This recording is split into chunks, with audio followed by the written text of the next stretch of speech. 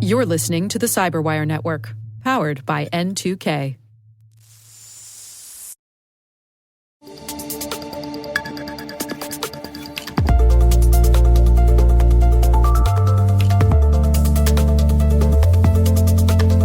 Welcome to CyberWire-X, where we unpack the critical conversations shaping cybersecurity today.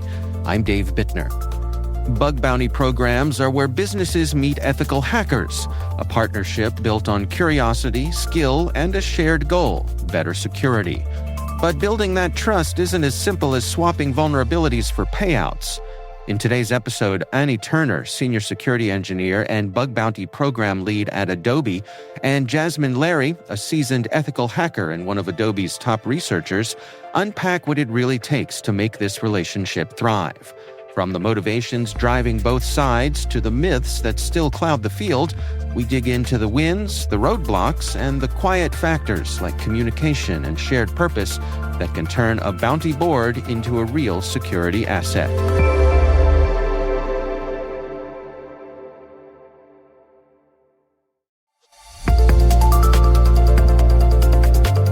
So today we're talking about strengthening product security through ethical hacker collaboration. Before we dig into some of the details here, I'd love to learn a little bit about each of you. Annie, let me start with you. Where did you get your start and what led you to where you are today? Yeah, so I actually started out as a software engineer, very non-traditional. But I was aware of, some basic security practices as an engineer. But honestly, security wasn't something I focused on deeply at first. That changed when I was pursuing my master's in information systems and took an introductory cybersecurity class. It kind of opened my eyes to just how fragile the system we built can be and how a single oversight can lead to a major vulnerability. And so I realized that nothing we build is truly secure by default.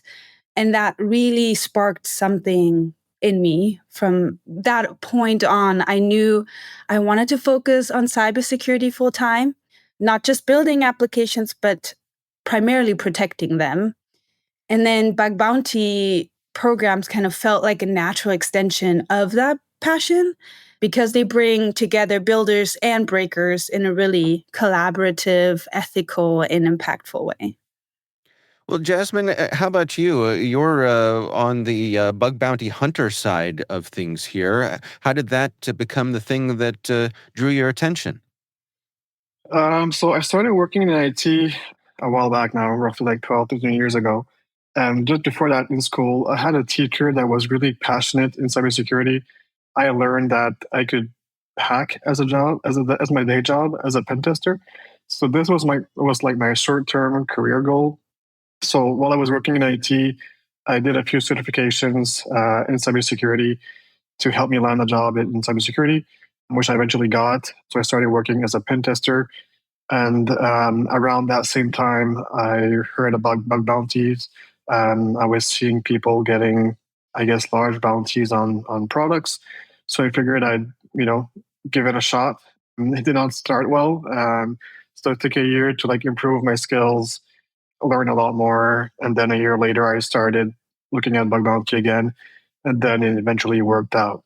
So I had been doing bug bounty as a hobby or part-time roughly since 2017, 2018, and only decided to do it full-time almost a year ago, back in September 2024. So I've been really enjoying it, doing it full-time now. It's really fun, finding a few good bugs on Adobe. So yeah, I've been really enjoying it.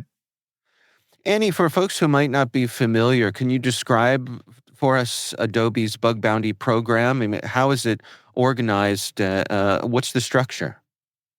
Our bug bounty program has multiple components to it. We have a public program with multiple products onboarded for everybody to kind of go in and hack. We have secure environments set up and ensure that every report that we receive will be reviewed and assessed immediately as soon as we get them.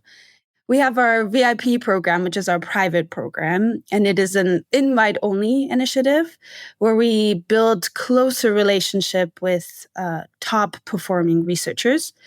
And we offer them kind of early access to scopes, personalized feedback, and then opportunities to engage directly with our internal teams. And so it's a kind of a great way for us to learn from their expertise and for them to get more value out of the program. But with both our public and our private program, we offer pretty much all of the programs Adobe currently has as a way to hack and find vulnerabilities in. So, Jasmine, what was it that attracted you to Adobe specifically for your own bug bounty hunting? So it actually started off with a pen test. Adobe uses HackerOne as crowdsourced pen testing. I'm part of the pen testers on HackerOne. So I was looking at one of their products on the pen test and stumbled on a vulnerability which wasn't in scope for the pen test. So I asked them, like, where should I report it? And they guided me through the Adobe VIP program. I submitted on there, and then within a week, it got paid and fixed, which is pretty fast in terms of bug bounty programs. And they treated me pretty well. So I figured I'd stay on Adobe's program. And this is like 2 years ago now. I haven't been too regular because, it's sometimes it's getting hard to find bugs. But every once in a while, I go back to Adobe, and it's been my main program for the past year or so. So yeah, I've been really enjoying my time with Adobe. They treat me pretty well. I've been finding good bugs. I think they also appreciate me as well. So it goes both ways. So it's been fun working with Adobe.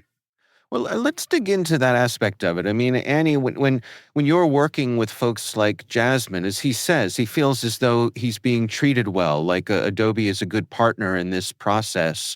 How do you ensure that? What are the things that are important that this stays a collaborative process?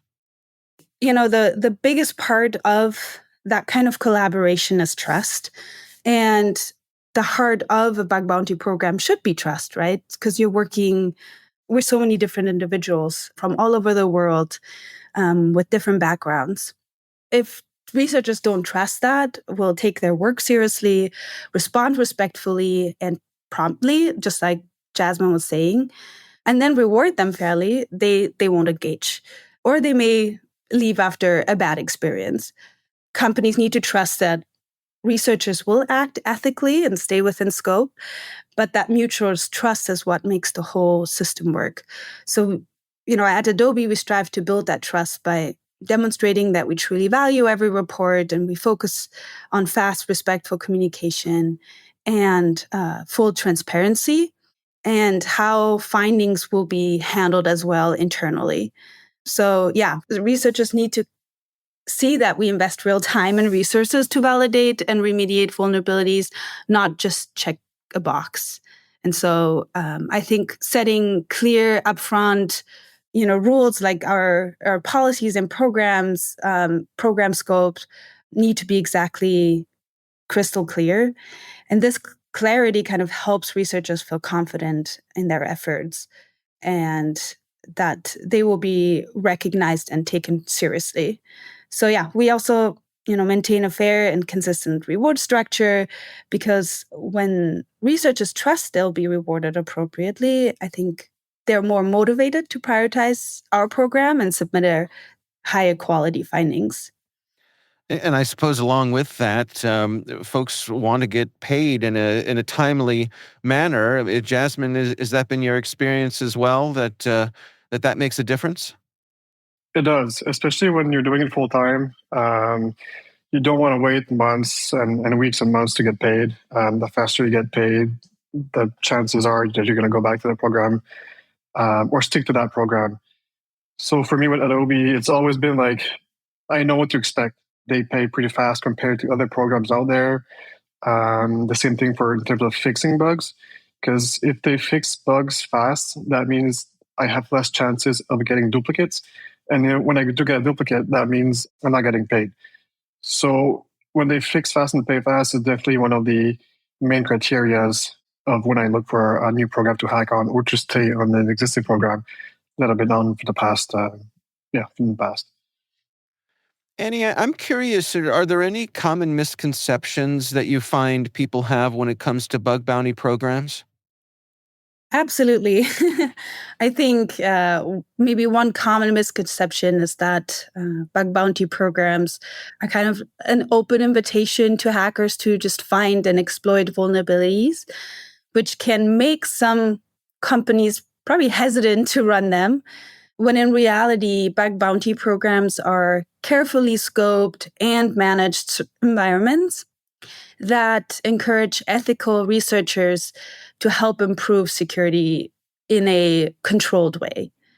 I would also say another misconception is that bug bounty programs will flood teams with low quality or duplicate reports, which can happen, and it can create a lot of noise rather than value. And while that can, happen, like I said, in poorly designed programs, a well-run bug bounty program probably includes a clear scope, strong triage processes, and then good communication to just ensure that researchers submit meaningful findings and duplicates are minimized. And then maybe some may also think that bug bounty programs can replace other security practices like penetration testing or even secure development. But bug bounty is, in my opinion, best seen as a complement to those efforts, right? So a way to add continuous and external testing and fresh perspectives beyond what an internal team can provide. And then finally, I'd say maybe there can be misunderstandings on the researcher side too, such as like expecting guaranteed rewards or underestimating the time it takes for companies to validate and fix a report. Because things can take a while, and some reports are, informative. They're not really a security vulnerability or a value to us. And so that guaranteed reward can be misunderstood as well. But at Adobe, I would say we take, every finding from our bug bounty program very seriously. And once a vulnerability is reported, it goes, through a thorough validation process to confirm its legitimacy and then assess its impact. So it isn't just a quick check. Like, we dedicate actual time and resources to fully understand the issue and then prioritize it appropriately. And then I'd say also fixing the vulnerability kind of involves close collaboration across security, engineering, and our internal product teams. So we don't just patch the specific bug and move on. Like, we analyze root causes to prevent similar issues from recurring. And then that can include like internal strategic remediation efforts or improving code quality or architecture. So yeah, just to emphasize, like, we really care about transparent communication and not only keeping the researcher informed, but also ensuring product teams understand our security implications so they can build more resilient systems moving forward. So the goal is not only to resolve individual findings, but to continuously strengthen our security posture. And so with these common misconceptions, I mean, there's always a chance that other companies might be a little bit more hesitant to have a bug bounty program, but for us, it's the key, and it's one of our greatest investments. Jasmine, I'm curious, from your point of view, when you decided to go pro, and this is your full-time endeavor here, were there frustrations that you ran up against, particular challenges as you settled into this being the thing that you focus all your time on? Not really, because I've been on like Annie's side, right? I did work in like product security in other companies, so I know how it works. I know, like she was mentioning, about collaboration between engineering, product, and security, and it's not always easy. So, for example, when I find a bug and I don't get paid the next day, I know it's totally normal, right? And like the time that Adobe pays, I find it really impressive, which is why I stick to that program, because in the past companies that I worked with, it always took a long time. Researchers did get frustrated about it, but it's maybe because they don't have the context or internal knowledge of what's actually going on in the background. Like she was saying, like we don't. I mean, we on the product side, don't want to patch the bug. We want to find like the root cause and see if we can find other places where it's vulnerable so that we can fix it holistically. So for me, starting full time, I already have like expectations on what to expect. When submitting bugs to programs, I know I won't get paid the next day. Sometimes yes, but it's pretty rare. And like I've been doing it as a hobby for roughly 5-6 years. So with experience, I won't say I don't have any frustrations anymore. But since I've been doing it for a while, I know how it works, both from the hacker side, both from the product side, and the triage side as well. So I've been on all sides of bug bounty. So with my experience, I don't really have any frustration because I just know that's how bug bounty is. Yeah, you've got yourself properly calibrated. Exactly. Yeah. Yeah. Annie, it sounds to me like a real key to success here is robust communications between your team at Adobe and the folks that you've engaged with for these bug bounties. Would you agree that that's a really critical element here? Oh, absolutely. Yes. And how do you ensure that those lines of communication stay open and are effective? I would say, the communication is key here at Adobe. We make sure that when we receive a bug, that we ensure that our researchers are communicated with very quickly. So when we have certain questions, because sometimes a bug comes in and we have to ask more questions in order to actually replicate it or ensure that we can fix it internally. And for that, we have to have that good communication with our product teams internally, but as well with our researchers externally, and to kind of bridge that gap between them. And then once the bug is fixed, we want to ensure that we also communicate with our researchers and let them know that it is fixed. Just like Jasmine said, it is important to them to know that this is fixed and they don't have to, worry about duplicates in the future. And for us, it's important that we let our researchers know that we do value what they submitted and that we want to ensure that what they submitted was fixed as quickly as possible with the most efforts internally that we could provide. Yeah, and Jasmine, I suspect from your point of view that you don't ever want to feel like you've been left hanging, with where somebody goes silent on you. Yeah, exactly. I mean, it does happen in bug bounty where it takes a while to get a bug fix or get like an update or something. It is part of the game because Annie and Adobe's product security team, they have other things to do than to just look at our triage and respond to us every single day. But like it does happen. I'd say it's pretty rare depending on the program. But yeah, it's for sure. It's communication is a big key in bug bounty success from both sides, from researcher side and the product side as well. So when a program communicates well and they're as transparent as they can be, then this is a big plus for sure. Well, I would be remiss to not ask you both about AI and where you suppose that may take us, the possibilities, both positive and negative, as we're in this era of AI. Jasmine, let me start with you as the practitioner here. Is this playing a part in the work that you do these days? It is. I'm using it on a daily basis. That's 100% true. Both on the hacking side of things. So I'm using it mainly to like build POCs once in a while. Sometimes to like even brainstorm on ideas. For example, I'd say, okay, I have this specific endpoint. I suspect this is happening in the back end. What could I try to, trying to find a bug here? And it is replying me sometimes with really good stuff that I didn't think of. So I'm using it both on that side of let's say bug bounty, and also on the reporting side. So since English not my first language, I use it sometimes to describe the impact better, or try to do like a proper description of what the bug is. Of course, while redacting everything, I don't want to share my bugs directly to the AI, but like the technical details of the vulnerability without exposing the data or the target, of course. So it does help in terms of better report writing. I'm also trying to automate some of my findings as well while using AI. So maybe I can try to scale up, have like a hack bot just for myself. So yeah, this is how I use AI for now, for sure. Annie, how about you? What sort of use, if any, are you having with AI on Adobe's side?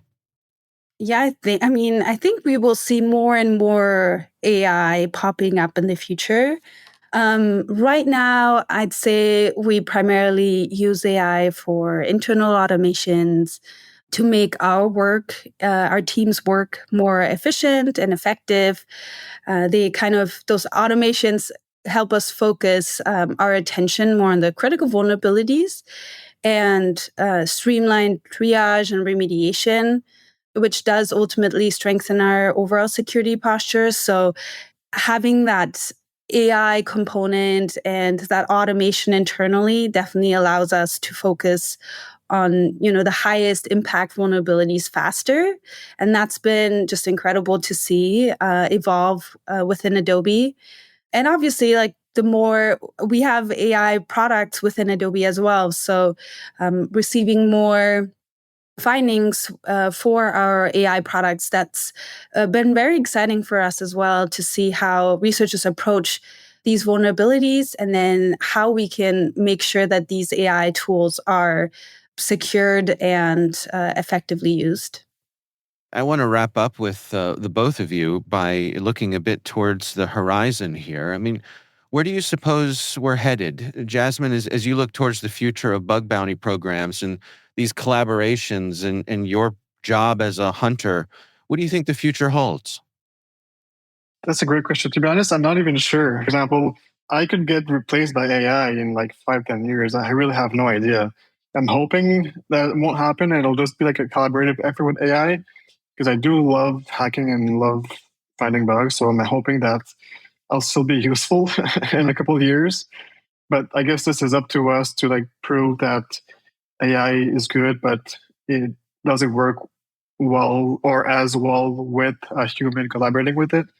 But I definitely see a big change coming up in the next couple of years where I think AI will improve a lot in terms of finding bugs and that. So I think it's up to us to change and prove, I guess, our value that we are still useful for companies, right? Annie, how about you?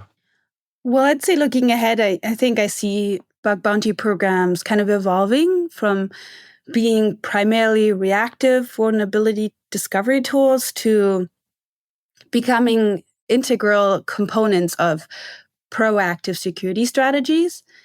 And then from a business standpoint, I think companies will increasingly use bug bounty data, not just to fix bugs, but to drive security innovation and risk management at a scale. So, this means that integrating bug bounty insights to broader security metrics or helping leadership make informed decisions on where to invest in security engineering and controls.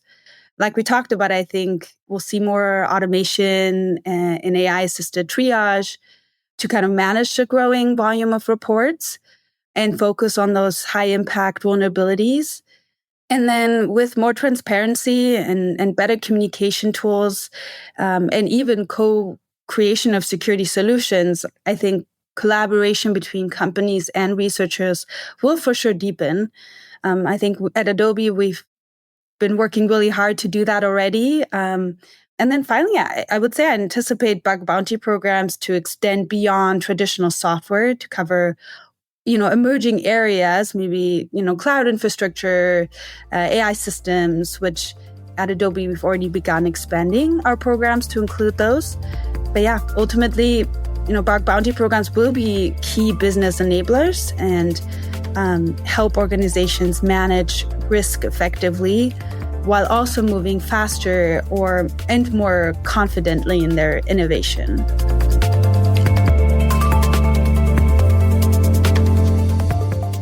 And that is our show. Our thanks to Annie Turner, Senior Security Engineer and Bug Bounty Program Lead at Adobe, and Jasmine Larry, a seasoned ethical hacker and one of Adobe's top researchers.